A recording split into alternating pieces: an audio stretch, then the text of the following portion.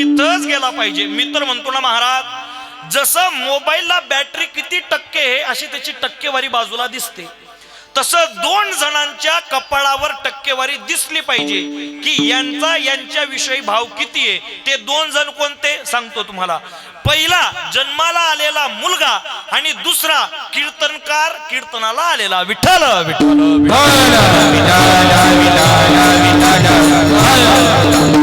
कीर्तनकार ज्ञानाच्या गोष्टी करतात, भक्तीच्या गोष्टी करतात, पण माझं वैयक्तिक म्हणणं आहे त्यांच्या कपाळावर इथं मीटर पाहिजे होतं, टक्केवारी पाहिजे होती. कशी? हा भगवंताच्या चर्चा करतो खरं, भगवंताची कीर्तन करतो खरं, पण याच्या भगवंताविषयीचा भाव किती शुद्ध आहे अशी टक्केवारी पाहिजे होती. मग कीर्तनाला आलं की बटन दाबलं, लगे कीर्तनकाराच्या कपाळावर डिजिटल अशी पाटी आली की मग याचा भाव देवाविषयी 25% आहे. याला कीर्तनच करू देऊ नका, भजन करेल पुरवडी तुमले. का नाही होत महाराज ते शक्य? बरं ऐका, सांगतो. कीर्तनकाराचा भाव 50% आहे, याला अर्ध पाकिट द्या, सुकना घर जाऊ द्या. ऐका, याचा भाव 100% आहे, मग फुल द्या, नारळ द्या, कपडा बी द्या लागलास, काय अडचण नाही. बरं का महाराज, चांगलंय. तसं बाळ जन्माला आल्यानंतर बाळाच्या कपाळावर सुद्धा पाटी दिसायला पाहिजे होती. आई साहेब कशी? हे पोरग तुम्हाला 100% आयुष्यात वागणार, मग त्याचे लाडपोड करा, उत्तम शिक्षण करा, उत्तम व्यवहार त्याच्याशी ठेवा. 75% तुम्हाला वागणार, मग थोडं धाकात ठेवा. 50% वागणार, जास्त धाकात ठेवा. 25% वारणार, तटेच गच्ची दाबी द्या आणि वाढू द्या. रिकामे कामच करायची नाही ना. का? जर तो भविष्यात आपल्याला वागवणारच नाही, आपलं पालन पोषण भरण करणारच नाही, मग त्या मुलाला वागवून तरी काय फायदा आहे? महाराज म्हणतात, ज्याच्या जीवनामध्ये, ज्या मुलाच्या जीवनामध्ये सेवा कर्तव्य आयुष्यामध्ये नाहीये, त्याच्या जन्माला येऊन महाराज तो पांढऱ्या पायाचा आहे, अभागी आहे. जन्माला येऊन त्या म्हणीला लायक आहे. कोणता? जन्माला आला हेला आणि पाणी भरून भरून त्या म्हणीला लायकच आहे महाराज तो. का? सेवा वृत्ती जीवनामध्ये पाहिजे. ज्या मुलाच्या अंतःकरणामध्ये आई वडिलांविषयी सेवा वृत्ती नाही, त्याचं जीवन धुंदुकार्यासारखं अपवित्र आहे. कथा सांगतो, भजन करा. विठ्ठल विठ्ठल.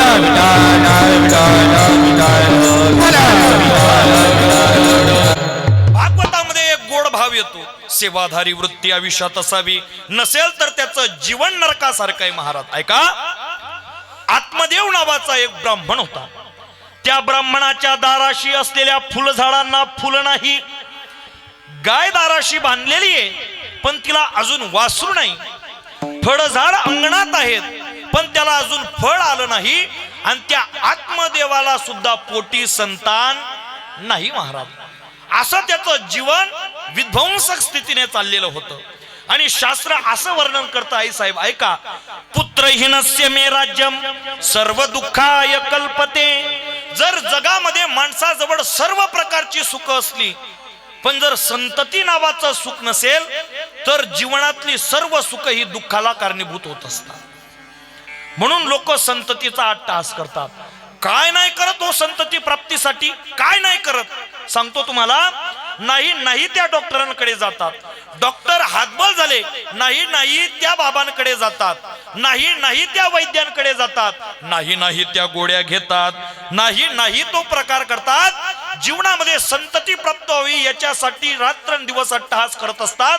तसा आत्मदेव नावाचा ब्राह्मण आयुष्याला कंटाळला. म्हणले पोटी संतती नाही, मग हे ऐश्वर्याचं काय करायचं, या वैभवाचं काय करायचं. कंटाळला आणि आत्महत्या करण्यासाठी प्रवृत्त झाला. एक डोह पाहिला आणि डोहामध्ये उडी टाकणार. तेवढ्यात 2 साधू असे जात होते, मार्गस्थ होते. त्यांनी पाहिलं कोणीतरी जीवावर उदार झालेला व्यक्ती डोहात धरणात उडी टाकणार आहे. त्यांनी थांबवलं. म्हणले अहो थांबा, कशाला डोहात उडी टाकतात? म्हणले डोहात उडी याच्यासाठी टाकतोय साधुवर्य, माझ्या अंगणात त्या फळ झाडाला फळ नाही, फूल झाडाला फूल नाही, गाय बांधली आहे दाराशी पण तिला अजून वासरू नाही, आणि माझ्या पोटी अजून संतान नाही. मग हे जीवन जगून तरी काय करू? म्हणले आयुष्य संपवलेलं बरं असं मला वाटतंय.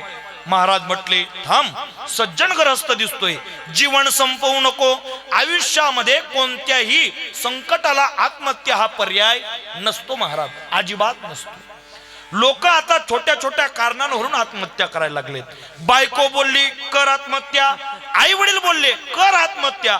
मी तर असे अबाक पाहिलेले आहेत महाराज, 99.99% पडले म्हणून सुद्धा आत्महत्या करणारी पोरं आहेत. आम्ही तर 54-55 वर खुश येतच. हा का भावच तसा आहे काय, 95% पडले म्हणून सुद्धा आत्महत्या. काही तर एवढे विचित्र आहेत, एवढे लयाला गेलेले आहेत.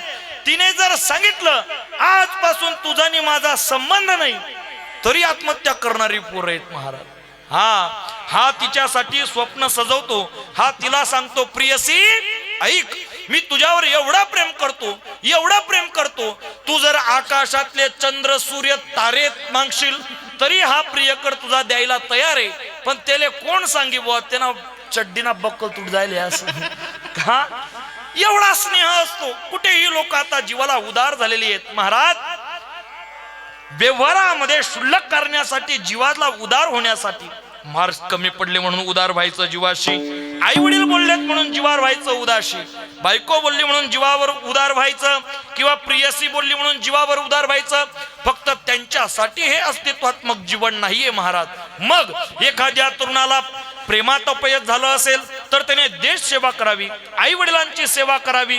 अरे ज्या पुरी तुमच्या मागे आता वर्तमान काळात स्थितीप्रज्ञ म्हणून फिरतायत ना, याच पुरी काही काळानंतर तुम्ही जर देश सेवेत केला. एक गोड शेर आहे, एका ठिकाणी एका कवीने म्हटलेलं आहे, क्यों मरते हो बेवफा सनम के लिए, मरना है तो मरो वतन के लिए, अगर तुम मरे वतन के लिए तो हसीना भी चुनरिया देंगे तुम्हारे कफन के लिए. मरायचं असेल तर मग देश सेवेसाठी मरा, मरायचं असेल तर श्रावण बाळासारखा आई वडिलांच्या सेवा करण्यासाठी मरा.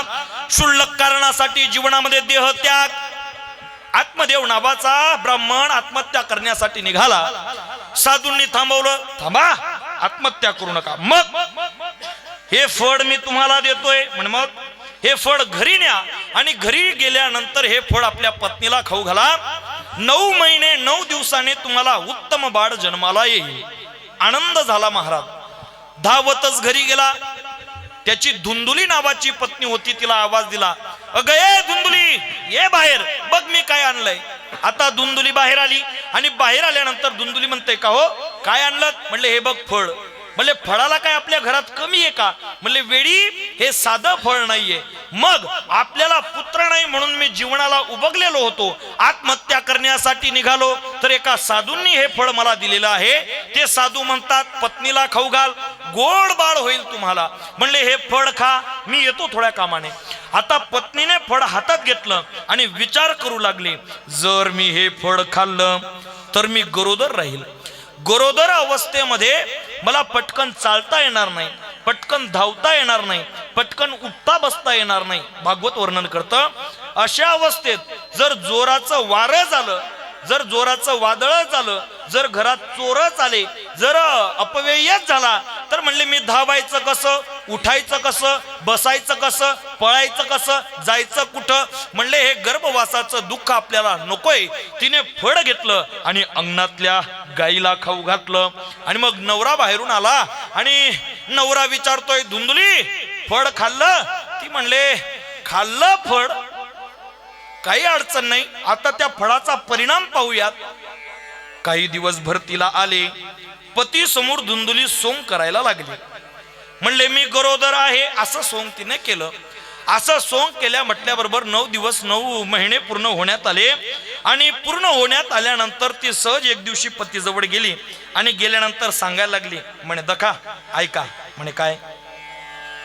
3-4 हप्ताना म्हणा 1500 असा 5-6 हजार मंजूगी शेतस. तुम्ही बी 2 वरीच जाय ना, मला काही लिहिलं नाहीये. तुम्ही बी 5-6 हजार टाका, 10-12 हजारनी या दोन्ही कानच नाही एक बाई करली म्हणता असं सांगत होते का. नाही ती म्हणले का हो मी गरोदर आहे, माझे दिवस भरतीला आलेले आहेत. म्हणे मग मला सासरी माझं बाळंतपण करणार का. म्हणे मग मला माहेरी पाठवा. आता हट्टच केला म्हटल्याबरोबर आत्मदेवाने माहेरी पाठवलं. पाठवल्यानंतर योगायोगाने धुंदुलीची बहिणी तिथं आलेली होती. ती धुंदुलीची बहीण आलेली, ती खरी गरोदर ही खोटी गरोदर, दोन्ही बहिणी बसल्या. ती म्हणले मी नवऱ्यासमोर असं सोंग केलेलं आहे, मी नवऱ्यासमोर असं सोंग केलेलं आहे, आता परत जाताना काय तोंड दाखवू. आता धुंदुलीचीच बहीण होती ती, ती म्हणे काही टेन्शन घेऊ नको, का मी खरी गरोदर आहे, मला जे बाळ होईल ते तू घे आणि मला मोकळं करून दे. ती म्हणे हा तुझं बाळ मला, आणि तू सासरी काय सांगणार. म्हणले जे सांगायचंय ते मी सांगेल, पण तू एवढं बाळ घे, मी गर्भवासाच्या कळा सोसल्या, आता तू लालन पालनाचं दुःख भोग. ती म्हणे येतं सोपं झालं. तिने बाळ घेतलं, घरी आली, घरात पाय ठेवलं, तसं अंगणात ज्या गाईला फळ खाऊ घातलेलं होतं ती सुद्धा प्रसूत झाली आणि तिला विलक्षण स्वरूपाचा मुलगा झाला. त्याचं पूर्ण शरीर माणसाचं आणि कान त्याचे गाईचे, म्हणून त्याचं नाव ठेवण्यात आलं गोकर्ण. आणि हा जो बहिणीचा मुलगा धुंदुलीने आणलेला होता, हा बहिणीच्या मुलाचं नाव ठेवलं धुंदुलीने धुंदुकारी. हा नाव धुंदुकारी, इकडे गोकर्ण. आता हा गोकर्ण आत्मदेवाच्या सहवासात वाढायला लागला, म्हणून वेदविहित पंडित झाला. आणि धुंदुकारी आपल्या मावशीच्या सावत्र आईच्या लाळा पोडात वाढायला लागला, म्हणून व्यभिचारी झाला. हा गोकर्ण देशाच्या परिक्रमेसाठी निघून गेला आणि धुंदुकारी आईजवळ लाळा पोराने वाढला, म्हणून त्याचे सर्व शोक पूर्ण झाले. त्याने जे जे मागितलं ते ते धुंदुली त्याला पुरवत होती. अशामध्ये पोरग बिघडलं, आणि जसं पोरग बिघडलं, सट्टा, जुगार, दारू आदी करून व्यसनांच्या आहारी गेलं आणि आई वडिलांना त्रास द्यायला लागलं. आता धुंदुकारी आई वडिलांना त्रास देतोय. आत्मदेव नावाचा ब्राह्मण कंटाळला, डोक्याला हात लावला आणि या संसाराची उपरती निर्माण होऊन पुन्हा आत्महत्या करण्यासाठी निघाला. आणि त्या आत्महत्या करणाऱ्या बापाला पुन्हा गोकर्णाने अडवलं आणि उपदेश दिला, जर पोरं व्यवस्थित नसतील तर तुम्ही अरण्यात जाऊन तुमची भगवत भक्ती करा. माझा प्रश्न आहे आई साहेब, आत्मदेव नावाच्या ब्राह्मणाला पोरग न होतं तेव्हाही तो आत्महत्या करण्यासाठी निघाला. आता पोरग आहे तरी तो आत्महत्या करण्यासाठी निघालेला आहे. मग पोरग असून फायदा आहे का नसून फायदा आहे? तुम्हाला गावमा कीर्तन मग बोलतात नाही का? हा मग बोलत चला, पोरग असून फायदा आहे का नसून फायदा आहे? मला बोलल्याशिवाय होत नाही, मी थोडा वटरबाई कीर्तनकार आहे, म्हणून बोलत चला, असून फायदा आहे का नसून?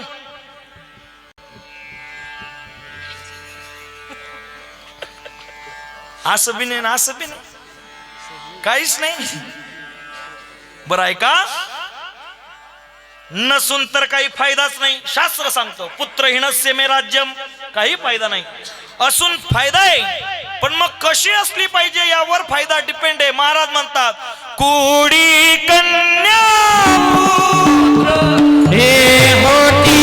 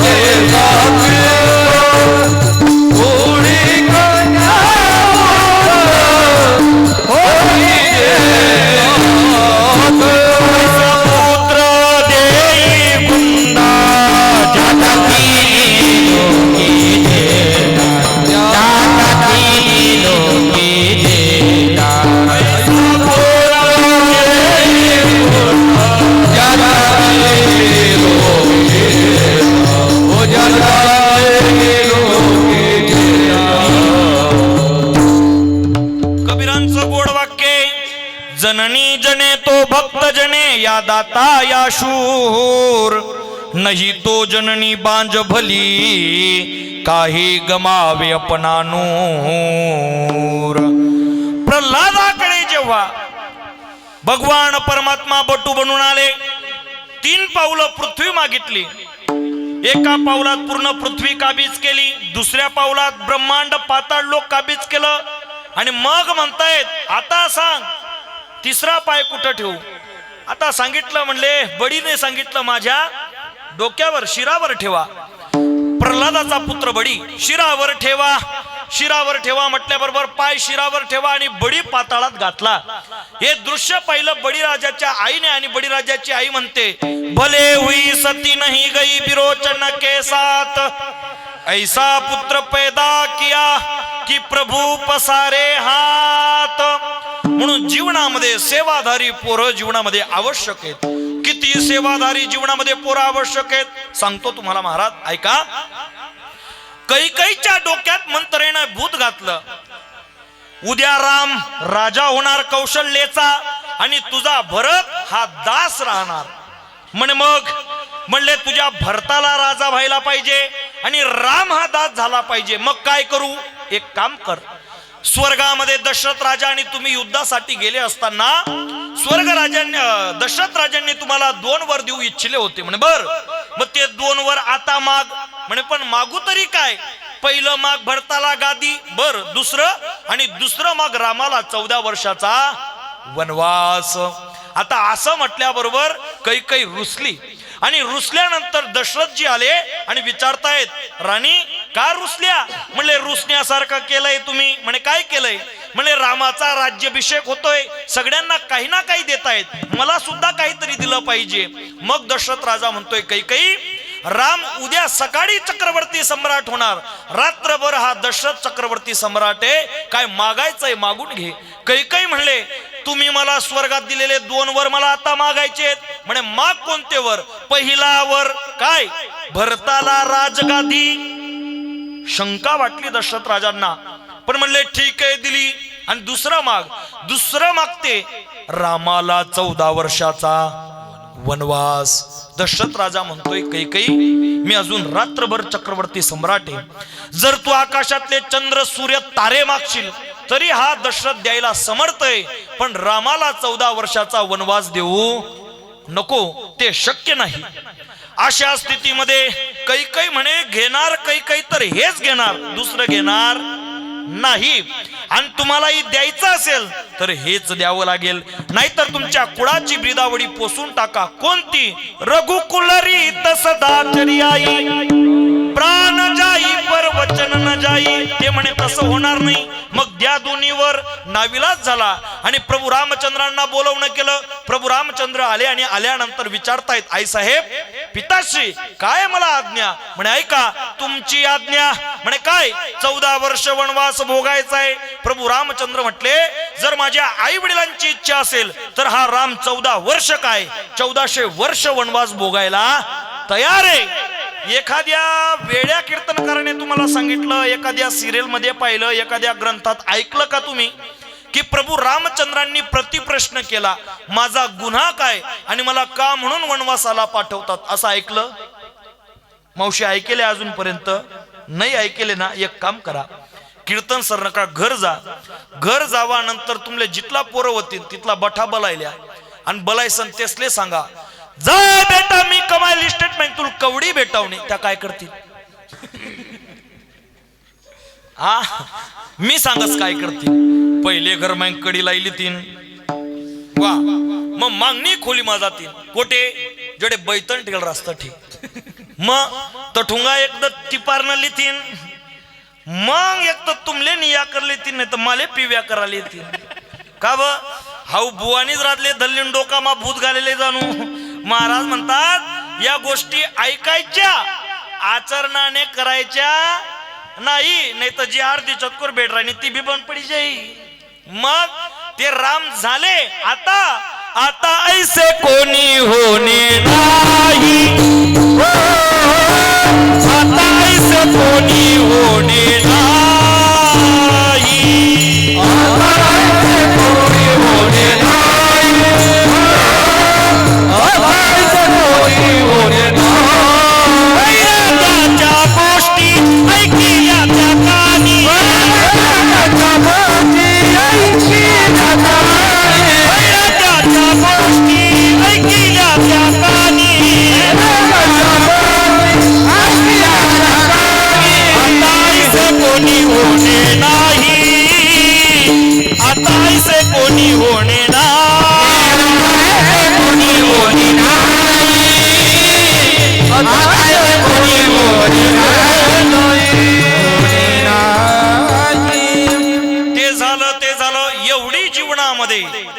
वडिलांची सेवा करावी लागते. महाराज म्हणतात सेवा वचनम, वचनावर आई वडिलांच्या निष्ठा ठेवावी लागते. मायबाप वचनाशिवाय पर्याय नाही. ज्याने आई वडिलांचा शब्दानुशब्द अनुग्रहित केला त्याचं जीवनात कल्याणच होतं महाराज, भिवंडी होतच नाही. कल्याणच होईल. पण वर्तमान काळामध्ये आता पोरांना आई वडिलांचे शब्द म्हणजे जहराच्या प्यालाप्रमाणे वाटतात. बऱ्याच ठिकाणी बाप बोलत असताना पोरग थोडं कर्तृत्ववान अधिकारी झालं म्हणजे पोरग सहज बोलतं बापाला, ऐका तुम्ही गप्प बसा बाबा, तुम्हाला कळत नाही, तुम्ही बोलू नका. सहज बोलतो. अरे आयुष्यभर ज्याने तुला वागवायचं कसं, बोलायचं कसं, समाजात राहायचं कसं, समाजाशी प्रस्थान करायचं कसं, या सगळ्या गोष्टी लहानपणापासून ज्या बापाने तुला शिकवल्या त्या बापाला क्षणार्धात हा म्हणतो तुम्ही गप्प बसा, तुम्हाला काही कळत नाही. मग मी सांगतो ते खरंच आहे. खरंच अशी टक्केवारी पाहिजे होती माथ्यावर. आल्या कमी टक्के म्हणजे दाब याला वास का. सहज म्हणतात आयुष्यभर केलेल्या खटपटीचं प्रत्येक बापाला स्मरण असतं, पण पोरग जेव्हा टाकून बोलतं काय केलं तुम्ही आमच्यासाठी, त्यातच बापाचं खरं मरण असतं. त्यात बाप मरत असतो. जेव्हा आपण आपल्या आई वडिलांना सहज बोलतो ना, काय कर तुम्ही, काही येत नाही तुमले, काही अक्कल नाही तुमले, त्या मरतील तर मरतील, पण ते शब्द ऐकता बरोबर त्यांचा अर्ध मरण झालेलं असतं. म्हणून जीवनात आई वडिलांना कधी टाकून बोलू नका. आयुष्यभर त्यांनी आपली नाही ती आपली आयुष्य थाटण्यासाठी प्रयत्न केलेले असतात, धावपळ केलेली असतात. त्यांच्या वचनांचा मान आपण ठेवला पाहिजे. ज्या व्यक्तीने आपल्या जीवनामध्ये पितृवचनाचा, गुरुवचनाचा, भगवत वचनाचा मान ठेवला महाराज, त्याच्या आई वडिलांना श्री जगद्गुरु तुकोबाराय धन्य देतात. जो आपल्या हिताशी जागृत आहेत त्या हिताशी असणाऱ्या पोराला श्री जगद्गुरु तुकोबाराय धन्य देतात. महाराज ज्याने अंतःकरणामध्ये आपल्या आई वडिलांच्या अनुषंगाने आचारसंहिता जीवनात बांधली आणि भगवत प्राप्तीकडे प्रस्थान करण्याचा प्रयत्न केला, धन्य त्याची माता, धन्य त्याचा पिता, साठविला दाता त्रैलोक्याचा, किंवा धन्य माता पिता तयाचिया. महाराज म्हणतात काय, ते आई वडील धन्य आहेत. म्हणून बापाच्या वडिलांचं वचनांचं पालन केलं पाहिजे, आईच्या वचनांचं पालन केलं पाहिजे. महाराज इतिहासामध्ये मोठी नोंद येते. हा महाराष्ट्रावर सगळीकडे अन्याय अंधकाराची काडीमा फासलेली होती. आणि मग भोसले घराण्यामध्ये शहाजी आणि जिजाऊंच्या पोटी एक रत्न जन्माला आलं. तारीख होती 19 फेब्रुवारी 1630. आणि मग या महाराष्ट्राला आपल्या न्यायपालिकेने, आपल्या शासनपालिकेने समृद्ध करणारा हिरा या मातीवर जन्माला आला. शाहीर वर्णन करतात, सह्याद्रीचा सूर्य उगवला,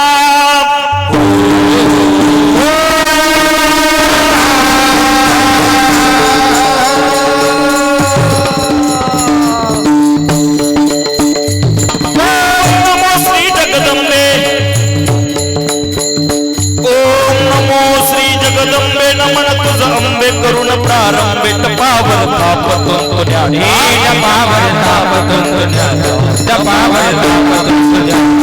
शाहीर हा महाराष्ट्राचा प्राण, शाहीर हा महाराष्ट्राचा प्राण, शिवप्रभूचा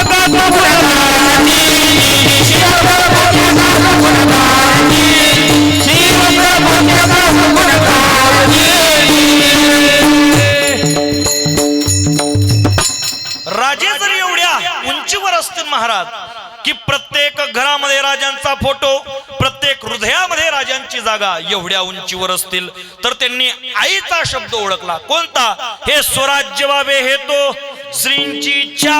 वचनाप्रमाणे आयुष्य जगून गेले. छत्रपती शिवाजी राजांच्या जीवनातला एक पितृवचनाविषयीचा गोड असा मुद्दा आहे.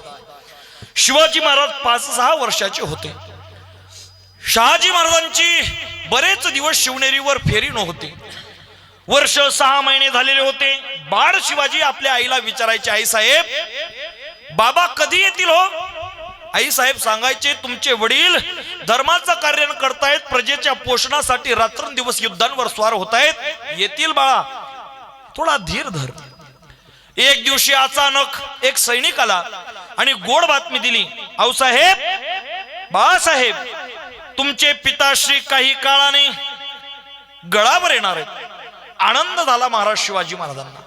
आणि आनंद होतोच महाराज. लहानपणी बाप कसाही असला आणि बाप कसाही असला तरी पोरगा प्रियच वाटतो, कितीतरी प्रिय वाटतो. लहानपणी बापाविषयी एवढा आदर असतो पोराला, काय सांगू तुम्हाला, भयंकर आदर असतो. तो मोठा झाल्यानंतर तो आदर कुठे जातो मला कळत नाही. का बरं? म्हणा बापना मन सुद्धा जमत नाही हो, गंमत अशी. हा, आमनं सुद्धा कोय पूरब पश्चिम वाल चालू आहे. का काय होतं काय माहिती. मी लहान असताना वडील येण्याची एवढी आतुरतेने वाट पाहायचो, त्यांच्या मांडीवर बसायचो. आणि आता हिंमत आहे का माझी बापाच्या छातीला छाती लावून गळा भेट घेईल तर नाही होत शक्य. तुम्ही इथं बसल्यापैकी चॅलेंज देऊन सांगतो, जेही 15 ते 45 जेही पुरुष आहेत ज्यांचे वडील शिल्लक आहेत, त्यांनी आपल्या बापाच्या डोळ्यात डोळे घालून बापाला फक्त एवढं म्हणावं, पप्पा मी तुम्हावर प्रेम करत असं आज न पाकी टेले डायरेक्ट. नाही शक्य होत महाराज, नाही शक्य होत. कितीही प्रयत्न करा तुम्ही, कितीही प्रयत्न करा. आणि बापाच्या वाढदिवसानिमित्त म्हणा, बापाच्या काहीतरी विशेष कार्यक्रमानिमित्त म्हणा, बापा समोर जा त्याला सांगा, पप्पा मी तुमच्यावर प्रेम करतो असं बोलून दाखव गावातल्या एखाद्या तरुणाने. आजचं पाकिट त्याला आहे का कोणी पठ्ठ्या? नाहीये आणि कदाचित होणारही नाही. नाही हिंमत होत. मुलगी तरी एकदा बापाला बोलून देते, पप्पा बस हो एवढे लाड करू नका. आता पोराचे लाडच होत नाही. पोराने दणकच खायला होता बिचाराने, का हे वागवायला नीट धड नाही. आणि बाप कसाही असला महाराज तरी बाप गोडच वाटतो, गोडच वाटतं. आमचे बाबा एक उदाहरण देतात. काय, गावाची यात्रा होती, पोरग पहाटे उठलं ना, आज जत्रा आहे. मम्मी म्हणे तू बापले सांग, म्हणतो की काहीच नाही. असंच राहतं ते. आई जवळ बिचारी जवळ पैसा अडका नसतो, पप्पाला सांग माझ्या जवळ काही नाही. आता ते बाप येण्याची वाट पाहतोय. आई म्हणे पप्पा कधी येतील? म्हणे येतील संध्याकाळी. म्हणे मग मला यात्रेला नेतील? नेतील ना, काय अडचण नाही. आता काही काही बाप हुशार असतात, त्याला माहितीये पोरग घरी गेल्यानंतर यात्रेचा टास्क करेन. मग बाप तथा हाजरी देखीस, पै बारा गोड शेव खायलीस, मग तथा वग आपट ना, मग घरी येस. तिथला पोरग अशी गंमत आहे. ऐका, संध्याकाळी बाप घरी आला, पोरग म्हणे पप्पा मला यात्रा पाहायला जायचंय. बाळू यात्रा पाहायला नेतो मी तुला. मग पण काही मागणार नाही ना भो? पप्पा शपथ आहे म्हणे काहीच मागणार नाही. बापाला खात्री होती याची शपथ खोटी हो. असं यात्रेत नेलं, पोराचं बोट धरलं, यात्रेत नेलं. यात्रेत नेल्यानंतर पोरग काही मागणार याच्या अगोदर त्याला हॉटेलमध्ये घातलं. बाळू काय खातो? बाळू म्हणे बाप प्रसन्न दिख रहा है ना आज. मग काय खातो? म्हणे पप्पा थोडा पेढा. पेढा ना, पेढा खाल्ला. बाळू म्हणे काय खातो? थोडी गोड शेव. गोड शेव. बाळू म्हणे काय खातो? म्हणे थोडा चिवडा. चिवडा. म्हणे काय राही गे? वडापाव. म्हणे काय खाऊ घातलं महाराज. पुन्हा बाहेर आले. बाहेर आल्यानंतर असं दोन्ही खांद्याला हात लावला बापाने, बजावून सांगितलं, बाळू पेढा खाल्ला, गोडशेव काढली, चिवडा काढला, पाववडाही काढला, बेटा आता काही मागणार नाही ना? पप्पा शपथ आहे तुमची काहीच मागणार नाही. पोरग असं भर यात्रेत गेलं आणि त्यांना डोळ्याले रिमोट कंट्रोलनी गाडी दिखणी. त्यांनी भर फपुटामा पाय उपटा सुरुवात करते. ते माले रिमोट कंट्रोलनी गाडी पाहिजे. बाप म्हणे तू पुढारीस ना, पुन्हा लब्बाड निघणार आहे. त्या तरी 5 वर्ष आश्वासन देतच बुवा, तू टायके दिदन टायके नाही म्हण राय ना. का रे एवढं खाल्लं म्हणले खुशाल पप्पा पाहिजेच. आता बापाजवळ पैसे नाहीत महाराज एवढी गाडी घ्यायला. बाप सहज सांगतो, देख बाड्या कोणती गाडी? पप्पा ती लाल कलरची गाडी पाहिजे मला. असं म्हणे कोणती? म्हणे त्या पिवळ्या कलरच्या बाजूची ती लाल कलरची आहे ना, ती गाडी मला पाहिजे. बाप म्हणे ती इटलूशी गाडी? इटलूशी गाडी लिहिशी? अरे काय करशी इटलूशी गाडी ना, चाल पुढे तुला एवढी लिहिली. जेन जोगे एवढी लेवल पैसा नाही, तो आपल्या मुलाला सांगतो केवढी? एवढी घेऊन देईल. परत पोरग पुढे जात, पप्पा बघा तशी गाडी. बाप म्हणे हाय थोडीशी दाखली रे, पुढे चाल मोठी घेऊन देईन तुला. मग पुढे गेलं पोरग, पुन्हा पाहिलं, पप्पा गाडी. बापाचा तोच डाव लागला. चल पुढं. लहानी काय करतो, मोठी घेतो. मग शेवटचं दुकान आलं. पोरगाव बी समजी का ते पुढे दुकान. ते म्हणे पप्पा आतेपर्यंत निसा पाय झुपती राहीन तू, जर ली दिदी नाही घालीन लोटा अंगण मोकळं पटा. मग इथंच गडबडात रोळायला सुरुवात करेल. बाप म्हणतो बघ बेटा, ये छोटी गाडी आहे, हिला काय करतो मोठी घेऊन देईल, पण कधी घेऊन द्या ना. तो म्हणतो थांब थोडस, मग माझ्याकडे 2 पैसे कमी आहेत, एक काम कर. तिकडून गावाचा माणूस येतो, गाव कच जायला ना म्हणे घर, म्हणे एवढं पोरग ली जातं. म्हणे का बरं, म्हणे ली तर जा. पप्पा गाडी, तू घर जाय, मी मोठी गाडी लिसन लगेच तू मागे येऊ. पोरग 8 वाजेपर्यंत घर वाटकस, 8:30 9 जातस. मग जो पहिला दिन ना दांबा होता बापना, तो दुसरा दिन राज. आज रे बित्तटे गोडशेव खाईले आणि रातले रंगमंचा सजना वग आपटना, मगच घर उन. पोरग सकाळी डोळ्या चुईसन उठणं, मम्मीला म्हणे गाडी, म्हणे तुम बाप घ्या काम वर का, गाडीन घोडी का. आयुष्यात काट कसर करून मुलाचं संगोपन करणारा बाप असतो महाराज. हा, त्या बापाविषयी अंतःकरणात स्नेह भरपूर असतो. पण मजा आले आपण बापाला बोलू शकतो, पप्पा मी तुमच्यावर प्रेम करतो. असो मला तरी वाटत नाही की तारुण्यात कधी एखादा पोरगा असं बोलून जाईल. हा, जे काही 100 10-5 असतील ते मोकळ्या मनाने बोलत असतील, पप्पा मी तुमच्यावर प्रेम करतो. पण कमीत कमी 90-95% पोरं अशी आहेत की वर्तमान काळामध्ये बापाच्या नजरेला नजर सुद्धा भिडवत नाही. काय असेल काय माहिती. लहानपणी गोड असतो. शिवाजी महाराज 4-5 वर्षाची मूर्ती बापाची वाट पाहतायत. शहाजीराजे आता येतील, आबासाहेब आता येतील, तेव्हा येतील. रात्र झाली, छत्रपती शिवाजी महाराज झोपले. पहाट झाली, पुन्हा उंबरठ्यावरून जाऊन बसले. आई साहेब पाठीमागून आले आणि विचारतायत, राजे इथे का बसले. म्हणले आबासाहेब रात्री येणार होते, कदाचित उशीर झालेला असेल, आता येत असतील. तेवढ्यात सैनिकाने सांगितलं, बाळासाहेब राजेजी, बाळराजे बाबा तुमचे येणार नाहीत. त्यांना लागीच तिकडे मोहिमेवर जावं लागलं. आणि मग बाळराजे रडायला लागले. रडणारे बाळराजे पाहून जिजामाता सांगताय, राजे असं रडू नका. तुमचे वडील स्वराज्य संस्थापनेसाठी, प्रजेच्या उदरनिर्वाहासाठी, आपल्या राजाच्या कार्यासाठी आपल्या प्राणाची कुठल्याही प्रकारची पर्वा न करता आपला आयुष्याचा खेळ रणमंचकावर खेळतायत. हे तुम्हालाही भविष्यात करायचंय. ऐका, तो राजा सर्वश्रेष्ठ असतो राजे. जो राजा आपल्यांची अगोदर पर्वा न करता आपल्या स्नेही जनांची, आपल्या प्रजेची पर्वा करतो, तो राजा जीवनामध्ये शक्तिशाली होतो, कीर्तिवान होतो, समाजात मान मिळवत असतो, तो राजा असतो. असे शब्द जिजाई साहेबांचे ऐकले. अंतःकरणात बापाविषयी आदर निर्माण झाला. 15-16 वर्षाचे शिवाजी महाराज झाले. कळालं शहाजी राजांना एका युद्धात काहीतरी लागलंय महाराज, काही लागलंय. ही बातमी कळाल्यानंतर राजांना राहावलं नाही. घोड्यावर टाच मारली. बापाला पाहण्यासाठी छत्रपती शिवाजी महाराज गेले. आणि गेल्यानंतर बापाच्या अंगावर जखमा झालेल्या होत्या. रक्तबंबाळ झालेला बाप शहाजीराजे समोर बसलेले आहेत. छत्रपती शिवाजी महाराजांचे डोळे पाणावले. आणि मग छत्रपती शिवाजी राजांचे डोळे पाणावल्यानंतर शहाजीराजे म्हणतायत, अहो एका वीराच्या पुत्राला शोभत नाही राजे रडणं. ऐका, माझ्या अंगावरच्या या ज्या जखमा आहेत, ह्या तुमचं धैर्य खचवणाऱ्या नाही, तर तुम्हाला आयुष्यात प्रेरणा देणाऱ्या ठराव्यात. राजे ऐका, तुम्ही तुमच्या जीवनामध्ये जेवढ्या जखमा अंगावर झेलणार, तेवढ्या तुमच्या कीर्तीचा डोंगर हा वाढत जाणार. आणि ऐका, या जखमा म्हणजे आपल्या शरीराची हानी नाही, मग या जखमा म्हणजे वीरांच्या शरीरावरची भूषण आहेत. आणि प्रत्येक क्षत्रियाने या जखमा वीरांच्या शरीराच्या भूषण म्हणून मिरवली पाहिजे. आणि हे कार्य तुम्हाला भविष्यात समाजामध्ये करायचंय, पुढच्या भविष्यात करायचंय. असे शब्द, वडिलांचा आग्रह, आईचं स्वप्न हृदयात धारण करून आई वडिलांच्या शब्दांशी जीवनाची आचारसंहिता बांधली. आणि आज प्रत्येक घराघरामध्ये नोहे प्रत्येकाच्या अंतःकरणामध्ये छत्रपती शिवाजी महाराजांचं नाव आपचुकपणे हृदयात कोरलेलं आहे.